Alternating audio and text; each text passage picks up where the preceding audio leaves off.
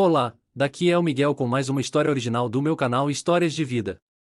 Como sempre, as principais questões para discussão estão embaixo, na descrição deste vídeo. Passem por lá, se a história vos tocou e tiverem algo a dizer. Vamos começar. Ana acordava com o corpo pesado antes do sol nascer. A sala da pequena Kitney cheirava a mofo e leite azedo. Ela se arrastava até o canto onde o berço improvisado, uma caixa de papelão forrada com cobertores, ficava. Pedro, seu bebê de 2 meses, dormia com a respiração curta. Ela o pegava no colo, sentindo o calor frágil contra seu peito. A fralda estava úmida demais. Ela não tinha mais. O trabalho na lavanderia particular começava às 6. Ela enrolava Pedro em um chale velho, colocava-o dentro de um grande mochila de lona que usava para a faculdade, em outra vida. O bebê cabia ali, enrolado, junto com uma mamadeira de água e uma fralda limpa de pano. Era pesado nas costas. Ana saía no escuro, descia as escadas do prédio silencioso. A rua estava vazia. Ela caminhava rápido, a mochila balançando a cada passo. Na padaria da esquina, o padeiro já a conhecia. Bom dia, moça. O pãozinho de ontem, como sempre. 2, por favor, seu Arnaldo. Ela contava as moedas suadas na mão. Era quase tudo. O resto guardava para o leite em pó. A lavanderia Limpeza Total ficava em um galpão apertado. As máquinas já roncavam quando ela chegava. O cheiro de alvejante queimava a garganta. Ana tirava a mochila com cuidado, escondia-a atrás de um monte de lençóis limpos, em um cantinho que julgava invisível. Depois, vestia o uniforme azul desbotado e começava a separar as pilhas de roupas. As mãos, calejadas e vermelhas, mergulhavam na água quente. O dono do lugar, Marcos, era um homem de ombros largos e olhos sempre apertados, como se estivesse avaliando o preço de tudo. Ex-motorista de caminhão, diziam. Ele circulava entre as máquinas, anotando coisas em uma prancheta. Seu olhar passou por Ana, depois parou por um instante no monte de lençóis. Ele não disse nada. Seguiu em frente. Na primeira pausa, Ana corria até os lençóis. Abria a mochila só um pouco. Pedro ainda dormia. Ela sussurrava, passando um dedo na bochecha dele. Sossegado, meu amor. A mamãe tá aqui. O almoço era um sanduíche rápido no banheiro dos fundos, em pé. Ela mastigava olhando para a parede, ouvindo o barulho das centrifugadoras. Às vezes, o choro vinha. Abafado, mas vinha. Ela corria, fingindo ir buscar mais sabão. Enrolava Pedro no colo, dentro do cubículo fedorento, balançando-o até ele se acalmar. O coração batia forte no peito. Alguém podia ouvir. À tarde, a vizinha do andar de cima, Dona Marli, aparecia na lavanderia com uma sacola de roupas. Ana, querida. Tudo bem? Tudo, Dona Marli. A mulher sorria, colocando a sacola no balcão. Lembra do nosso combinado? Hoje você pode passar lá em casa depois do serviço? Preciso que lave aquela cortina pesada da sala. E o menino, eu posso dar uma olhada nele por uma horinha, enquanto você trabalha. Ana sentia um alívio que doía. Posso, sim. Muito obrigada. Nada, nada. É só você me ajudar com uns serviçozinhos depois. Estou com a coluna terrível. Ana carregava a mochila nas costas o dia todo. O peso mudava de lugar, doía os ombros. Ela via Marcos observando, de longe, enquanto ela carregava fardos de toalhas. Seu rosto era uma pedra. No fim do expediente, exausta, ela recolhia a mochila. Dona Marli a esperava na porta. Vamos, querida. Vou na frente. Ana seguia, a mochila nas costas, o corpo um só músculo dolorido. Ela subia as escadas do seu prédio devagar. A porta do apartamento de Dona Marli estava entreaberta. O cheiro de comida velha vinha de dentro. Pode deixar ele aqui no sofá. Eu cuido. Ana tirava Pedro da mochila com cuidado infinito. O bebê, acordado agora, olhava em volta com olhos escuros e sérios.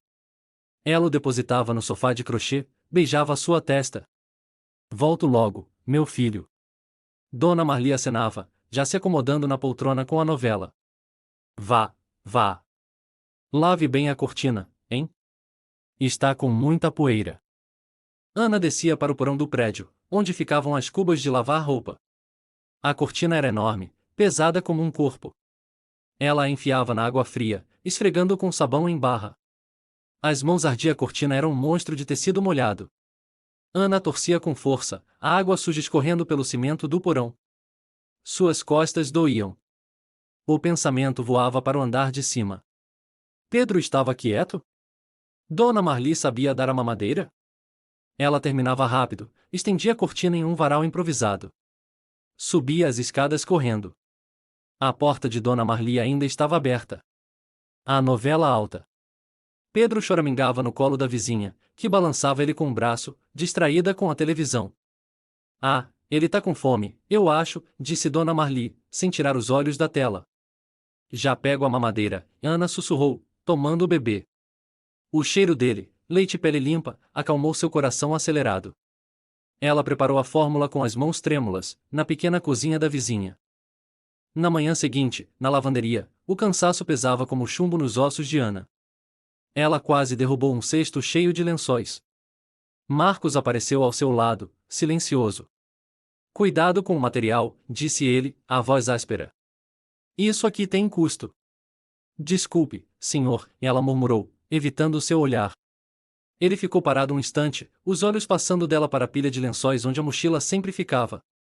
Depois, virou os calcanhares e foi para o escritório. Um frio percorreu a espinha de Ana.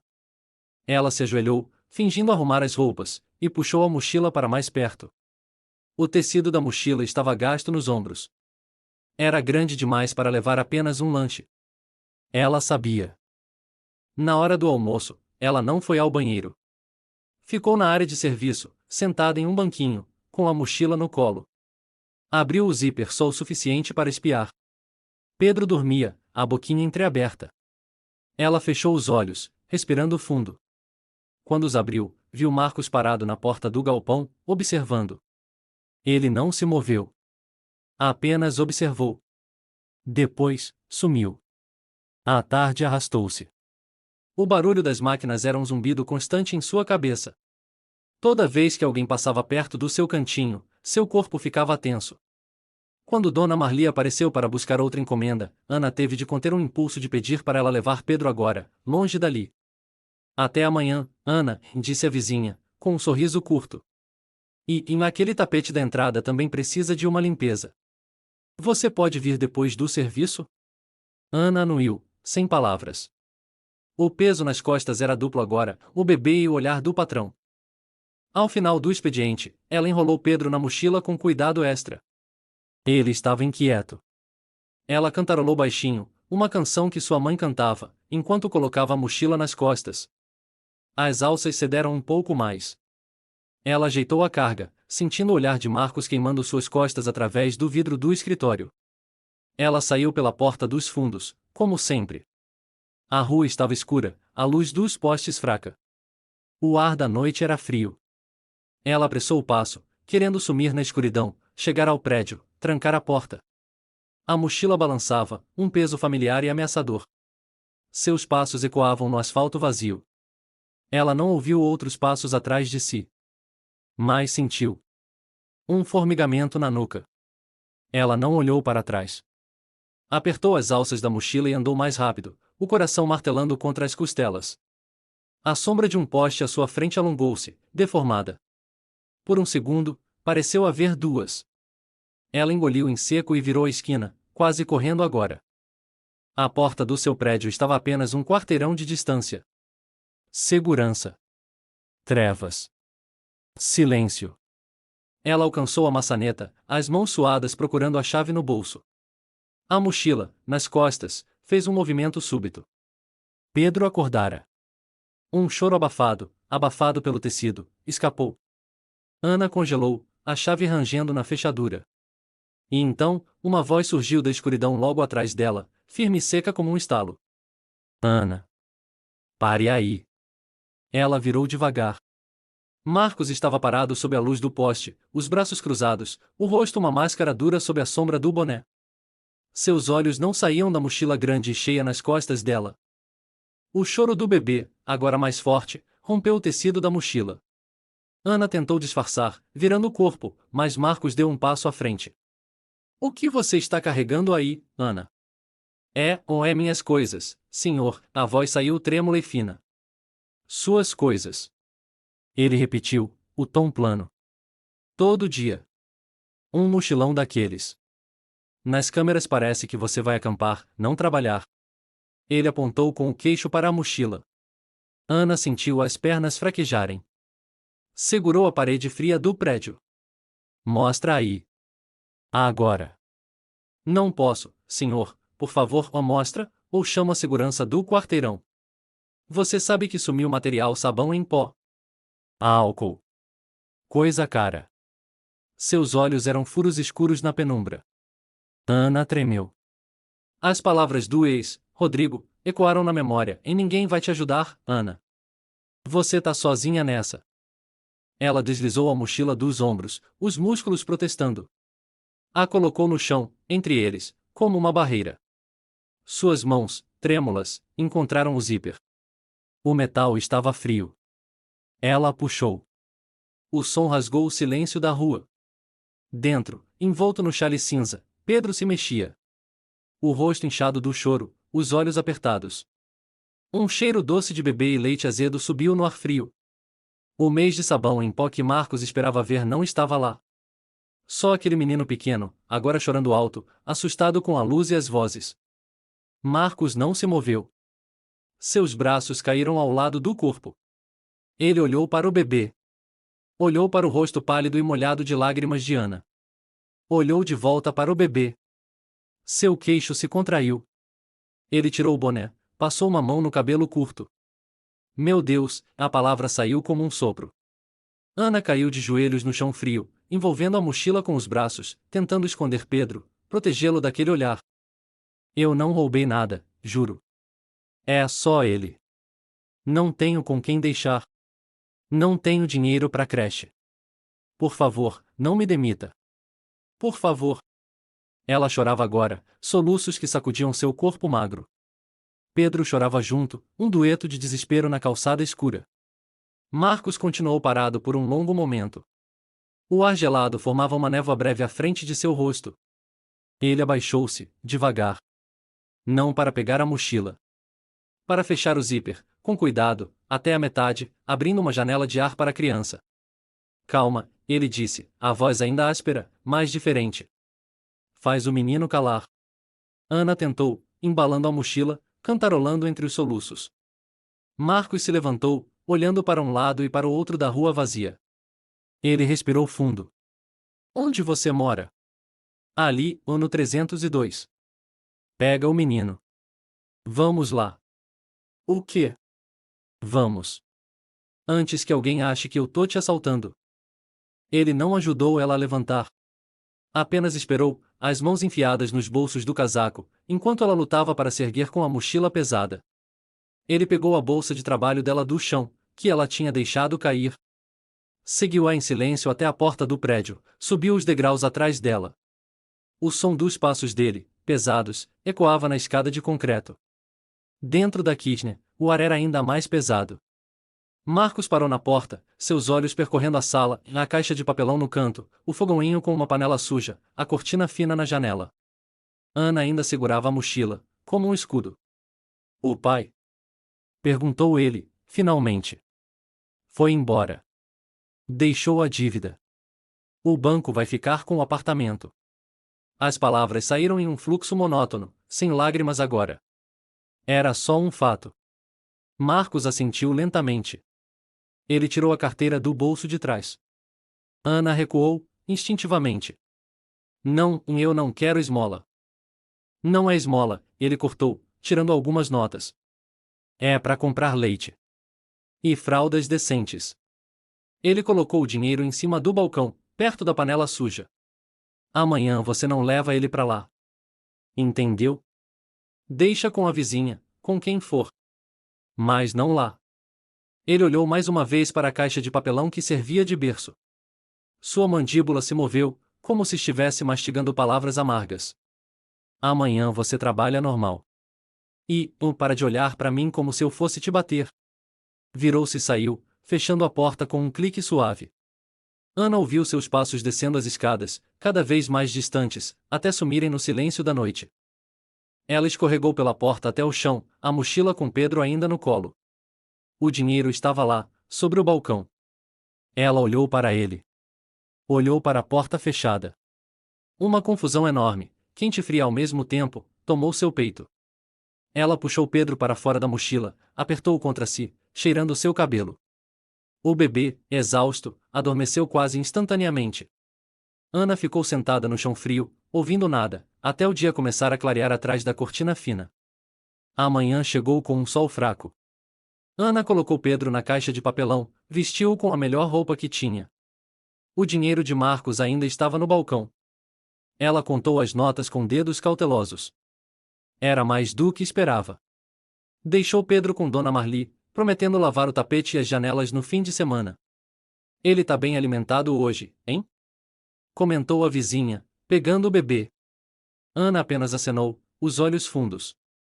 Na lavanderia, o ar estava carregado. As outras funcionárias cochichavam quando ela passou. Marcos estava em seu escritório de vidro, falando ao telefone. Ele não a olhou. Ana vestiu o uniforme e mergulhou na pilha de roupas. Suas mãos trabalhavam no piloto automático, mas seus ouvidos estavam afinados para qualquer som vindo da sala envidraçada. Nada aconteceu. O dia seguiu. O alívio que sentiu ao ver Pedro, são e salvo, com a vizinha ao meio-dia, foi substituído por uma ansiedade surda. Marcos saiu do escritório algumas vezes, circulou, deu ordens secas. Nunca dirigiu a palavra a ela. Era como se a cena da noite anterior não tivesse existido. Só o dinheiro no bolso de Ana, agora gasto em latas de leite e um pacote de fraldas descartáveis, era real. À tarde, enquanto dobra lençóis, ela viu Marcos parar perto da pilha onde antes escondia a mochila. Ele olhou para o chão vazio por um instante. Depois, seus olhos encontraram os dela através da sala. Foi rápido. Impessoal. Ele virou-se e foi embora. No fim do expediente, Ana recolheu suas coisas com nervosismo. A mochila estava vazia, leve demais. Ela a carregou de qualquer jeito. Ao passar pela porta, Marcos a chamou. Ana. Ela congelou, virando-se lentamente. Senhor? Amanhã chega mais cedo. Tem entrega grande. Ele falava para a prancheta, sem levantar o olhar. Tá bom. Ele assentiu, um movimento seco da cabeça. Era só isso. A caminho de casa, o alívio voltou, mas era frágil. O apartamento a esperava, sombrio e silencioso. Ela buscou Pedro com Dona Marli. O bebê cheirava a talco e comida da vizinha. Ele chorou pouco hoje, disse Dona Marli, com um sorriso de aprovação. Parece que se acostumou. Ana agradeceu e subiu para seu andar. A fechadura da porta da Kirchner rangeu de um jeito diferente. Ela empurrou a porta. O ar dentro estava parado, frio. Ela acendeu a luz. Nada parecia mexido. Mas uma sensação errada pairava no ar. Ela colocou Pedro na caixa de papelão, foi até a janela. A rua lá embaixo estava normal.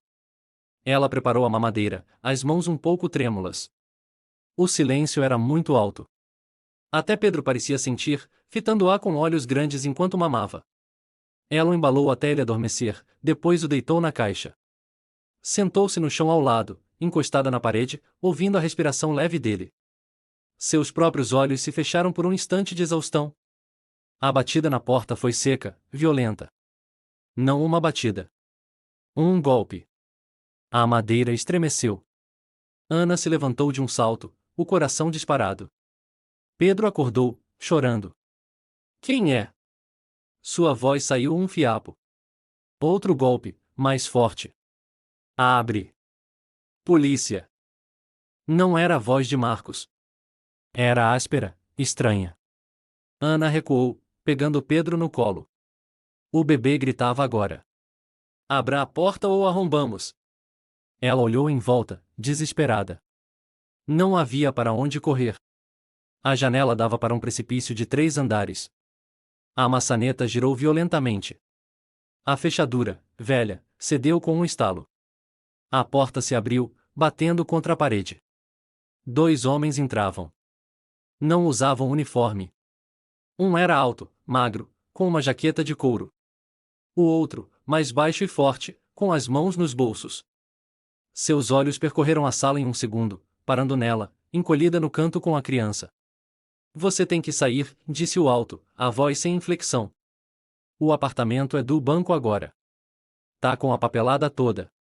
Não, e meu nome tá no contrato, o contrato foi feito pelo devedor. Ele fugiu. A dívida sobrou para você. Ou melhor, pro imóvel. O baixo se adiantou um passo. Pode pegar suas tralhas agora. A gente ajuda a descer. Eu não vou sair. É minha casa.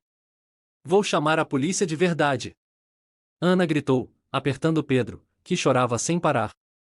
O homem alto deu uma risada curta. Chama. A gente espera. Só que aí a criança vai ver a mãe sendo levada por resistência e invasão de propriedade. Ele deu outro passo. O cheiro de suor e cigarro barato chegou até Ana. Ela recuou, suas costas encontrando a parede fria. Não havia mais para onde ir. O homem baixo estendeu a mão, não para ela, mas para o braço que segurava Pedro. Dá aqui o pirralho.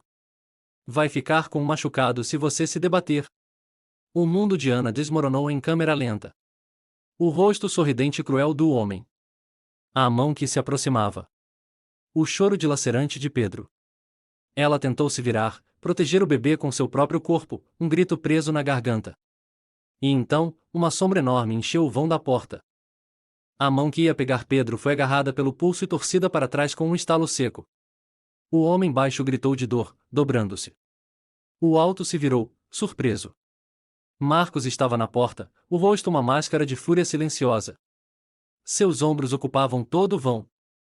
Saiam, a voz dele era baixa, mas carregada como um trovão. Quem é você? Isso é assunto do banco. Rosnou o homem alto, recuperando-se. O assunto acabou. Ela vai sair. Mas não com vocês. Sem mais aviso, Marcos empurrou o homem baixo, ainda contorcido, para fora, contra o outro. Os dois tropeçaram no corredor estreito. O alto recuperou o equilíbrio e partiu para cima, o punho cerrado. Marcos desviou com uma movimentação brusca de quem já conhecia brigas e pegou o braço do homem, torcendo nas costas com força. Um gemido de dor ecoou. Marcos o empurrou para fora da porta, na direção do companheiro. O próximo passo que derem aqui dentro, eu não seguro mais a onda. E a polícia que vocês tanto gostam vai ouvir sobre extorsão e ameaça à criança. Ele não gritava. Falava no ouvido do homem alto, a centímetros de distância. O olhar dele era gelo. Os dois homens trocaram um olhar. O baixo ainda massageava o pulso. Sem uma palavra, viraram-se e desceram as escadas, os passos pesados e rápidos sumindo no vão. Marcos ficou na porta, respirando fundo, os punhos ainda cerrados. Ele olhou para dentro. Ana estava encolhida no canto, o rosto encharcado, abraçando Pedro que soluçava contra seu peito. O apartamento parecia ainda menor, esmagado pela violência que acabará de acontecer. Ele entrou, fechou a porta. A fechadura estava quebrada, pendurada. Eles voltam, disse ele, a voz ainda áspera, mas controlada. Ou mandam outros. Você não pode ficar aqui. Ana olhou para ele, os olhos muito abertos, sem compreender. Pega o que for mais importante. Agora. Roupa para você e pro menino. Só o essencial. Ele não esperou por resposta. Foi até a caixa de papelão, pegou o chale cinza e embrulhou Pedro com ele, tirando-o gentilmente dos braços trêmulos de Ana. Anda, ordenou, mas o tom ao segurar o bebê era estranhamente suave. Ana moveu-se como um autômato. Enfiou algumas roupas em uma sacola de supermercado velha. Pegou as latas de leite, o pacote de fraldas. Olhou em volta. Não havia mais nada que valesse a pena. Sua vida inteira cabia naquela sacola. Vamos, disse Marcos, já na porta, com Pedro no colo. O bebê tinha parado de chorar, fitando o rosto desconhecido acima dele com curiosidade úmida. Ele a levou até sua caminhonete estacionada na rua. Abriu a porta do passageiro. Ana entrou, a sacola no colo. Ele colocou Pedro em seus braços, de volta, e fechou a porta. A caminhonete rugiu na noite fria. Eles não falaram. Marcos dirigia com os olhos fixos na estrada, os nós dos dedos brancos no volante. Pararam em frente a um prédio baixo, simples. Ele abriu a porta de um apartamento no térreo. Era maior. Limpo. Impessoal. É meu. Você fica no quarto, ele apontou para uma porta. Eu fico no escritório. Ele foi até o quarto, acendeu a luz. Havia uma cama de casal, um armário. Nada mais. Amanhã compro uma cama pro menino. Na manhã seguinte, ele saiu cedo. Voltou ao meio-dia, com o porta-malas cheio. Trouxe um berço desmontado, um carrinho de bebê, um pacote com roupinhas novas. Entrou e começou a montar o berço no quarto, sem falar muito, as instruções do manual espalhadas no chão. Ana observava da porta da cozinha, onde tentava fazer algo para o almoço com o pouco que encontrara. Nos dias seguintes, uma rotina estranha se instalou. Ana acordava, cuidava de Pedro, arrumava a casa. Marcos saía para a lavanderia, voltava à noite. Ele trouxe mais comida, mais coisas para o bebê. Uma noite, ele chegou com uma pequena televisão nova. Para você não ficar louca aqui dentro. Uma manhã, durante o café, ele olhou para ela por cima da xícara. Ana estava alimentando Pedro com uma colher de papa. A vizinha, a dona Marli. Ela perguntou por você. Disse que tem mais cortina para lavar. Ana quase sorriu. Um sorriso pequeno e cansado. Eu não posso voltar a trabalhar? Na lavanderia? Ele colocou a xícara no pires com um clique. Não precisa. Preciso, sim. Eu não posso, eu pode, ele a interrompeu. Olhou para Pedro, que batia as mãozinhas na mesa. Olhou de volta para ela. Fica aqui. Cuida dele. Cuida da casa. A gente vira uma família. As palavras pairaram no ar entre eles, pesadas e simples. Ana parou de mover a colher. Ela olhou para ele. Para os olhos dele, que não desviavam. Para as mãos grandes em volta da xícara de café. Para o apartamento silencioso e seguro ao seu redor. Ela se levantou. Deu um passo. Outro. Inclinou-se e pressionou os lábios contra a bochecha dele, um toque seco e rápido. Sentiu a pele áspera, o cheiro de sabão em pó e café. Marcos não se moveu. Só seus olhos piscaram rapidamente. Ele engoliu em seco. Certo, ele disse, a voz rouca. Levantou-se da mesa tão rápido que a cadeira rangeu. Hoje você não sai. Eu vou lá e contrato outra moça para a lavanderia. Ele pegou as chaves do balcão, evitando seu olhar. Na porta, parou por um segundo, sem se virar. A porta tranca por dentro. E saiu. Ana ouviu o carro dar partida e ir embora. Ela voltou para a mesa. Sentou-se. Pedro fazia bolhas com a boca, rindo para ela. Ela pegou a colher novamente. Encheu-a de papa. A mão não tremia mais. O som do trânsito lá fora era abafado, distante. Dentro, só havia o barulho da colher contra o pratinho e o balbuciar feliz do seu filho. A história acabou. Mas a conversa sobre ela está só começando. Todas as minhas perguntas estão na descrição deste vídeo. Escolham qualquer uma e escrevam o que vocês pensam. A opinião de vocês sempre me interessa. Obrigado por assistirem até o final.